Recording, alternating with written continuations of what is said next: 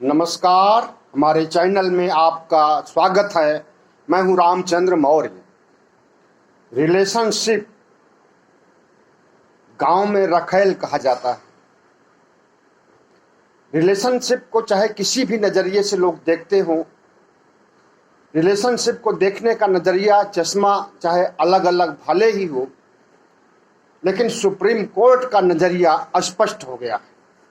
Supreme court ने relationship को मंजूरी दे दी है और रिलेशनशिप के तहत अगर कोई बच्चा उत्पन्न होता है तो उस बच्चे को भी बाप के पैतृक अधिकार का भागीदार मान लिया जाता है। यह बातें हम नहीं कह रहे हैं, बल्कि सुप्रीम कोर्ट ने अभी एक निर्णय में दिया है।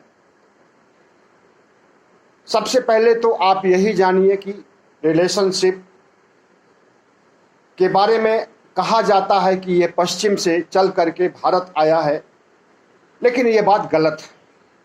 हमारे देश में सामंती युग में, ऐतिहासिक युग में ऐसे बहुत से सामंत थे, रजवाड़े थे, छोटे मोटे रजवाड़े सामंत, जो कि एक पत्नी के अलावा बहुत सी पत्नियां रखते थे।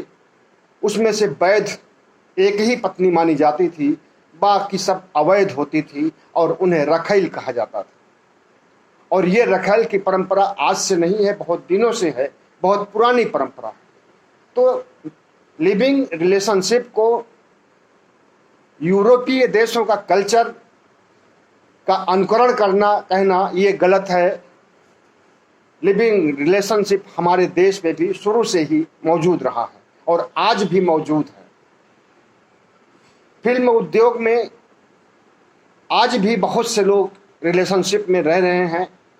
फिल्म उद्योग की बात छोड़िए, कॉरपोरेट सेक्टर में और सामान्य जिंदगी में, मध्यम वर्ग में भी अब लोग रिलेशनशिप में रहने लगे हैं। रिलेशनशिप का मतलब होता है बिना शादी किए पति पत्नी की तरह एक ही छत के नीचे, एक ही घर में साथ साथ रहना और बगैर शादी किए संभोग यौन संबंध स्थापित करना। अगर दोनों पक्षों की, स्त्री और पुरुष की सहमति है और दोनों साथ रहना चाहते हैं तो रह सकते हैं। अब इसे कानूनी दर्जा दे दिया गया है और आज से नहीं, 2010 में ही इसे कानूनी दर्जा मिल गया था। आरएसएस ने उस समय बहुत विरोध किया था और कहा था कि ये पश्चिमी सभ्यता है और हमारे देश के लिए खतरनाक है। इससे शादी विवाह के जो संस्कार होते हैं उन संस्कारों का कोई मतलब नहीं रह जाएगा और बगैर शादी किए लोग रहना शुरू कर देंगे तो धर्म के पर भी खतरा मंडराएगा, जाति पर भी मंडराएगा और समाज में एक अराजकता सी फैल जाएगी। लेकिन सुप्रीम कोर्ट ने 2010 में जब फैसला दिया तो बहुत सोच समझ करके और बहुत लंबे समय से चल रहे मुकदमे का निपटारा करने के लिए ये फैसला दिया था। अब इस समय एक ऐसा फैसला आया है जिसमें कि लोअर कोर्ट और केरल हाई कोर्ट कहता है कि अगर रिलेशनशिप में कोई बच्चा, लड़का या लड़की उत्पन्न होता है तो उसको बाप के प्रॉपर्टी में या माँ की प्रॉपर्टी में बराबर हिस्सा मिलेगा यदि उस माँ बाप के और भी बच्चे हैं तो। इस तरह से एक ऐसा मामला, एक ऐसा अजूबा मामला सुप्रीम कोर्ट में पिछले दिनों आया और इसे जस्टिस अब्दुल नजीर और जस्टिस विक्रम नाथ की खंडपीठ में इस पर निर्णय सुनाया गया। और इन दोनों जस्टिस महोदय ने जो फैसला दिया, उन्होंने केरल हाई कोर्ट के फैसले को पलट दिया। केरल हाई कोर्ट और केरल की लोअर कोर्ट ने यह फैसला दिया था कि अगर शादी नहीं हुई है तो किसी और कोई बच्चा लिविंग रिलेशनशिप में पैदा होता है तो वो अवैध माना जाएगा और उसे पिता की पैतृक संपत्ति में हिस्सा नहीं मिलेगा। इस बात को लोअर कोर्ट ने भी कहा और हाई कोर्ट ने भी कहा, और उसने हिंदू मैरिज एक्ट का हवाला दिया। हिंदू मैरिज एक्ट में कहा गया है कि अगर शादी हुई है और पूर्ण रूप से शादी नहीं हुई है, जैसे उसमें ये व्याख्यायित किया गया है कि कोई फंक्शन नहीं हो रहा है, कोई उत्सव नहीं मनाया जा रहा है, और इसके बावजूद शादी हो जाती है, जैसे कि मंदिर में शादी होना या कोर्ट में शादी होना, तो वो भी शादी ही माना जाएगा। और उस शादी के बाद जो बच्चे पैदा होंगे उन्हें पैतृक प्रॉपर्टी में, पैतृक संपत्ति में बराबर का हिस्सा मिलेगा।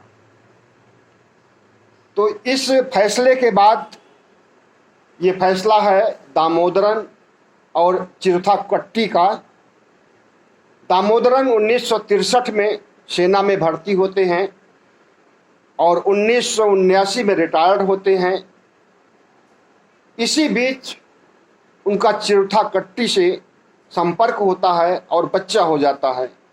बच्चे का नाम है कट्टुकंडी इडाथी कृष्णन, और बच्चे ने पैतृक संपत्ति में हिस्सा लेने के लिए, दामोदरन के पिता उस समय जीवित थे तभी उसने क्लेम कर दिया था। बाद में ये पूरा प्रकरण कोर्ट में जाता है, लोअर कोर्ट में जाता है, और वहां पर प्रतिवादी की जीत होती है। मतलब दामोदरन के पिता वहां पर मुकदमा जीत लेते हैं। फिर वादी ने, याचिकाकर्ता ने हाई कोर्ट केस ले गया और हाई कोर्ट में भी उसे हार मिलती है, लेकिन वो हार नहीं माना और सुप्रीम कोर्ट तक जा पहुंचा। और अभी हाल ही में जो फैसला आया है, उसके आधार पर समाज में एक चर्चा छिड़ी हुई है कि अगर कोई अवैध बच्चा जो रिलेशनशिप में पैदा होता है उसे पैतृक संपत्ति में हिस्सा दिया जाएगा, तो इस तरह से अवैध रिश्ते को, रिलेशनशिप को वैध ठहराया जाएगा और फिर शादी विवाह का कोई वैल्यू ही नहीं रह जाएगा। खास करके दक्षिणपंथी संगठन, आरएसएस और हिंदू पंथी संगठन इस मुद्दे को उठा रहे हैं और उनके बीच एक बहस छिड़ी हुई है। लेकिन हमारा कहना है कि हाई कोर्ट ने गलत निर्णय दिया, लोअर कोर्ट ने गलत निर्णय दिया और सुप्रीम कोर्ट ने सही निर्णय दिया है। ऐसा होना चाहिए। अगर नहीं मिलता है तो ये सामाजिक न्याय को मुंह चिढ़ाने जैसा होगा। अब जो बच्चा पैदा हुआ है रिलेशनशिप में, उसकी क्या गलती है कि वो रिलेशनशिप में पैदा हुआ है, शादी के बाद नहीं पैदा हुआ है? उसकी गलती नहीं है। अगर गलती कोई किया है तो माता पिता ने किया है। और फिर आज के खुलेपन में, और आज जब दुनिया में तमाम तरह के परिवर्तन हो रहे हैं, परंपरागत रूढ़ियों को ठुकराया जा रहा है, तो ऐसे में अगर रिलेशनशिप में बच्चे पैदा हो रहे हैं तो उन्हें उनका वाजिब अधिकार मिलना चाहिए। रिलेशनशिप में बच्चे जो पैदा होते हैं, सिर्फ वही नहीं बल्कि जो वेश्याओं के बच्चे पैदा होते हैं, उन बच्चों की भी क्या गलती है? उनको भी पैतृक संपत्ति में हिस्सा मिलना चाहिए। लेकिन वेश्याओं के जो बच्चे पैदा होते हैं, उनके माँ का तो पता होता है लेकिन बाप का पता ही नहीं होता, इसलिए वो किससे पैतृक संपत्ति में हिस्सा मांगने जाएंगे?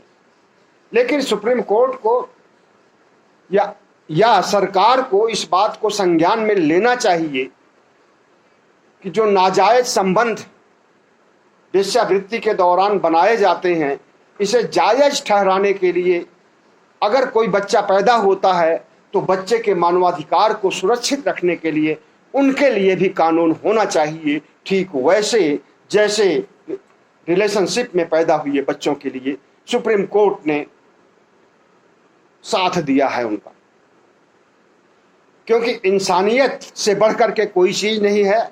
और इंसानियत को अगर आप दरकिनार करना चाहेंगे तो वो बहुत गलत और अमानवीय होगा।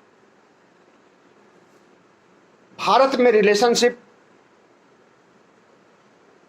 अभी उतना नहीं है जितना कि बाहर के देशों में है। बाहर के देशों में पहले तलाक बहुत होता था, सप्ताह में कभी कभी एक ही दिन के अंदर तलाक हो जाता था। रिलेशनशिप जब से शुरू हुआ है तब से तलाक की मात्रा कम हुई है, ऐसा कई शोधों में पढ़ने में आया है। और वहाँ की सरकारें, विकसित देशों की सरकारें रिलेशनशिप को वैध ठहराती हैं, सही ठहराती हैं। अपने यहाँ बहुत समय तक इस पर विचार मंथन चलता रहा, मुकदमेबाजी चलती रही, लेकिन 2010 में सुप्रीम कोर्ट ने जो निर्णय सुनाया है उसके बाद से भारत में भी लिविंग रिलेशनशिप को महत्व दिया जाने लगा है। और इसके तहत जो बच्चे हालांकि कम ही पैदा होते हैं ऐसे संबंधों में, लेकिन जो बच्चे पैदा होते हैं उनके मानवाधिकारों की रक्षा की जानी चाहिए। और सुप्रीम कोर्ट ने ऐसा अगर फैसला दिया है तो ये सराहना के काबिल है। और इसकी तमाम रिटायर्ड जस्टिस ने भी इसे वैध ठहराया है और सराहना की है इस फैसले की। केरल हाई कोर्ट ने किस आधार पर ठुकरा दिया था नहीं कहा जा सकता, कोई कानूनी पेच रहा होगा। लेकिन अगर हाई कोर्ट में ये मुद्दा उठाया गया और वहां पर याचिकाकर्ता की हार होती है तो इससे सभी हाई कोर्ट को नसीहत लेनी चाहिए कि सुप्रीम कोर्ट ने जो दिशा तय कर दिया है उसी दिशा की तरफ ध्यान देना होगा और उसी तरह से फैसले सुनाने होंगे। इलाहाबाद हाई कोर्ट के पूर्व जस्टिस सखा राम सिंह ने इस फैसले को जायज ठहराया है और उन्होंने तो यहाँ तक कहा है कि ये फैसला कोई नया नहीं है, ऐसे बहुत से फैसले पहले भी आए हैं और इस तरह के फैसले सुनाए गए हैं। इसी तरह से इलाहाबाद हाई कोर्ट के पूर्व चीफ जस्टिस गोविंद माथुर ने भी इस फैसले की भूरि प्रशंसा की है और इसे लोकतंत्र के लिए सही ठहराया है। बहुत बहुत धन्यवाद। हमारे चैनल को सब्सक्राइब कीजिएगा, लाइक कीजिएगा और शेयर कीजिएगा।